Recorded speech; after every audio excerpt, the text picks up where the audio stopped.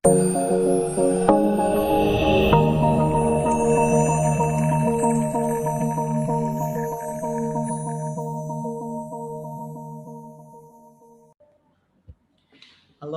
lagi di channel Belajar Bersama Pak Seno. Nah, kali ini kita akan membahas tentang penawaran dan permintaan yang ada hubungannya dengan mekanisme pasar. Oke, nah kita mulai dulu dari permintaan. Ya, permintaan itu adalah jumlah barang yang rela dan mampu dibayar oleh pembeli. Ya, jadi seorang pembeli yaitu akan membeli tentunya sesuai dengan apa yang dia mampu dia bayar kepada penjual, yaitu disebut dengan permintaan. Nah, di sini ada hukum permintaan. Nah, hukum permintaan berkata bahwa ketika harga suatu barang naik atau meningkat, maka jumlah barang yang diminta akan mengalami penurunan.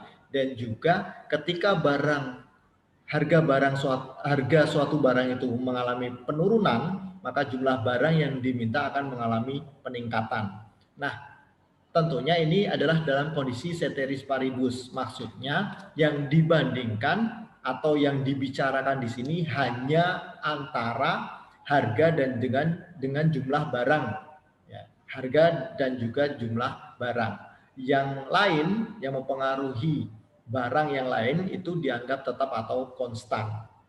Oke, jadi ini adalah dilihat dari sudut pandang seorang pembeli. Jadi seorang pembeli itu dia menginginkan harga yang semurah-murahnya atau kalau bisa gratis. Nah, di sini di hukum permintaan itu apabila kita buat kurva permintaan dia akan turun dari kiri atas ke kanan bawah. Nah, ini adalah bentuk dari kurva permintaan. Jadi semakin tinggi harganya, maka jumlah barang yang dibeli oleh konsumen akan mengalami penurunan.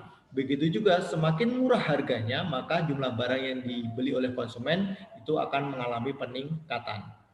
Oke, nah di sini ada barang yang tidak mau mengikuti hukum permintaan tadi.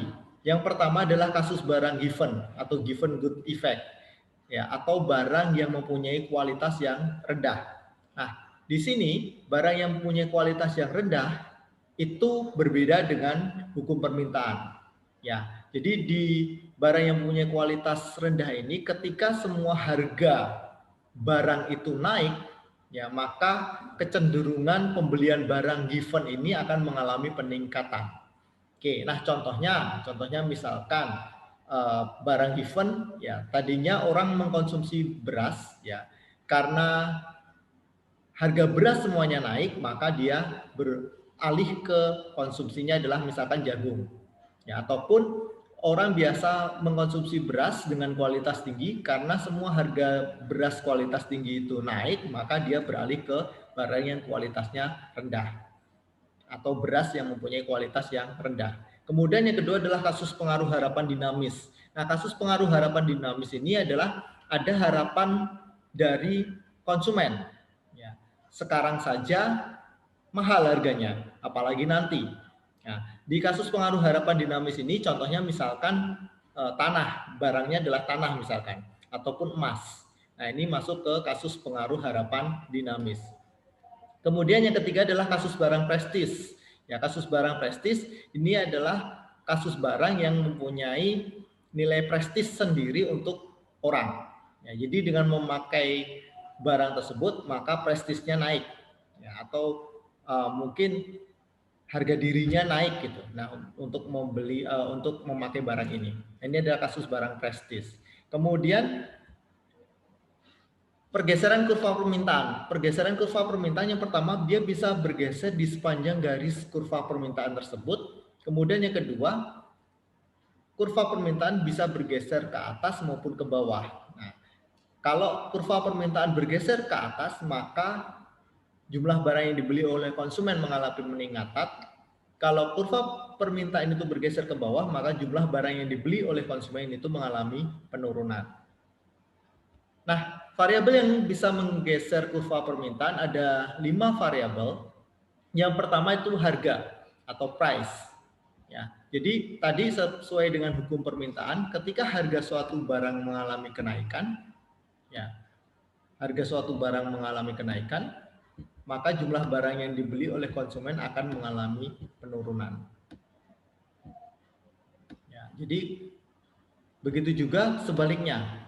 Ya, begitu juga sebaliknya. Ketika harganya turun, maka jumlah barang yang dibeli oleh konsumen akan mengalami kenaikan. Kemudian yang kedua adalah pendapatan. Ya, pendapatan. Jadi ketika pendapatan seseorang itu mengalami peningkatan, maka jumlah barang yang dibeli oleh konsumen juga akan mengalami peningkatan. Ya. Begitu juga kalau pendapatannya mengalami penurunan, ya maka jumlah barang yang dibeli pun juga akan mengalami penurunan. Oke, kemudian yang ketiga adalah harga barang lain yang terkait. Ya, harga barang lain yang terkait ini ya bisa dikatakan adalah ada barang substitusi dan ada barang komplementer. Nah, barang substitusi itu adalah barang yang menggantikan barang yang lain. Ya, barang yang menggantikan barang yang lain. Contohnya tadi adalah beras digantikan dengan jagung misalkan. Ya. Nah, ini adalah contoh barang substitusi. Kemudian ada barang komplementer. Barang komplementer itu adalah barang yang melengkapi barang yang lain. Ya, contohnya kopi dengan gula. Nah, itu masuk ke dalam barang komplementer. Kemudian yang keempat adalah selera konsumen. Nah, selera konsumen.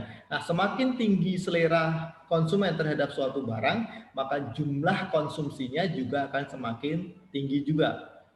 Begitu juga kalau konsumen itu rendah konsumsi atau selera konsumennya itu rendah terhadap suatu barang, maka konsumsinya juga akan mengalami penurunan. Oke, kemudian yang kelima adalah ekspektasi.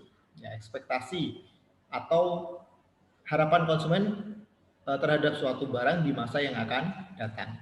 Oke, nah kemudian yang selanjutnya adalah tentang permintaan pasar. Nah, permintaan pasar itu adalah total keseluruhan permintaan atau pembelian dari individu ya pada suatu masing-masing harga. Jadi total keseluruhan permintaan terhadap suatu barang. Nah, ini adalah permintaan pasar. Nah, apabila digambarkan permintaan pasar seperti ini, ya, maka dirumuskan permintaan pasar D, DA ditambah dengan DB ditambah dengan DC. Nah, ini adalah tentang permintaan pasar. Kemudian selanjutnya ada penawaran. Nah, penawaran itu adalah jumlah barang yang rela dan mampu dijual oleh seorang penjual. Nah, kalau permintaan tadi dilihat dari sisi pandang seorang pembeli dan penawaran ini adalah dilihat dari sisi pandang seorang penjual. Nah, hukum penawaran berkata bahwa ketika suatu barang itu mengalami peningkatan harganya, ya, maka jumlah barang yang dijual oleh seorang penjual juga akan mengalami peningkatan. Dan ketika harga suatu barang itu mengalami penurunan, maka jumlah barang yang dijual oleh seorang penjual juga akan mengalami penurunan. Nah, ini keadaannya ceteris paribus, jadi yang dibandingkan adalah antara harga dan juga jumlah barangnya. Ya, price dan kuantitinya yang dibandingkan. Yang lain dianggap tetap atau konstan. Oke, nah di sini ada hukum penawaran, maka bisa digambarkan ke dalam kurva penawaran, dia akan naik dari kiri bawah ke kanan atas. Dia akan naik dari kiri bawah ke kanan atas. Nah, pergeseran kurva penawaran yang pertama adalah dia akan bergeser di sepanjang garis kurva penawaran tersebut. Kemudian yang kedua, kurva penawaran akan bergeser ke atas maupun ke bawah. Apabila kurva penawaran bergeser ke atas, ya maka itu menunjukkan bahwa jumlah barang yang dijual oleh penjual itu mengalami penurunan.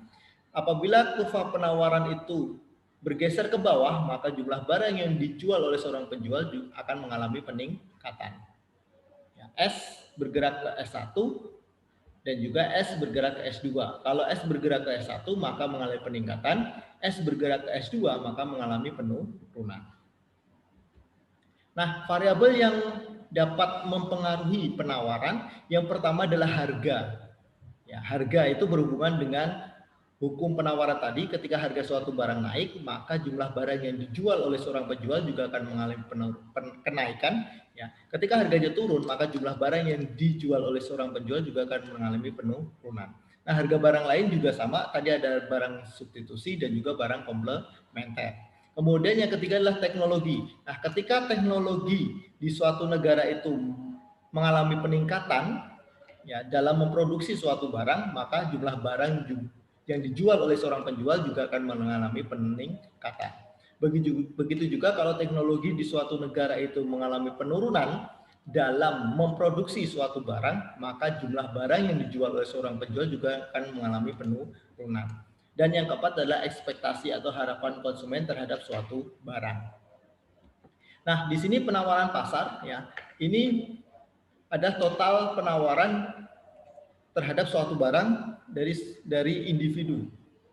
Ya, jadi di sini adalah penawaran pasar. Jadi dirumuskan SA ditambah dengan SB ditambah dengan SC. Nah, kemudian kita akan membahas tentang keseimbangan pasar atau equilibrium. Nah, keseimbangan pasar itu adalah suatu situasi ketika permintaan dan penawaran itu bertemu pada suatu titik. Nah, permintaan itu akan naik dari kiri bawah ke kanan atas, sedangkan permintaan itu akan turun dari kiri atas ke kanan bawah, sedangkan penawaran akan naik dari kiri bawah ke kanan atas. Nah, ini akan bertemu pada satu titik. Nah, titik inilah yang disebut dengan equilibrium. Nah, kalau di dunia nyata di sini ya, si penjual dan si pembeli itu sama-sama. Ya, si penjual mau untuk melepaskan barangnya, kemudian si pembeli juga mau untuk membayar harganya. Nah, mereka saling sepakat. Nah, itu disebut dengan equilibrium. Nah, di sini tentunya di dalam transaksi jual beli ada harga dan juga ada kuantitas. Berarti ada harga keseimbangan dan juga kuantitas keseimbangan. Nah, harga keseimbangan itu apa? Harga keseimbangan itu adalah permintaan dan penawaran bertemu pada suatu harga tertentu. Sedangkan kuantitas keseimbangan itu adalah permintaan dan penawaran itu bertemu pada suatu kuantitas tertentu. Nah, mungkin itu saja pertemuan kali ini. Ya, terima kasih.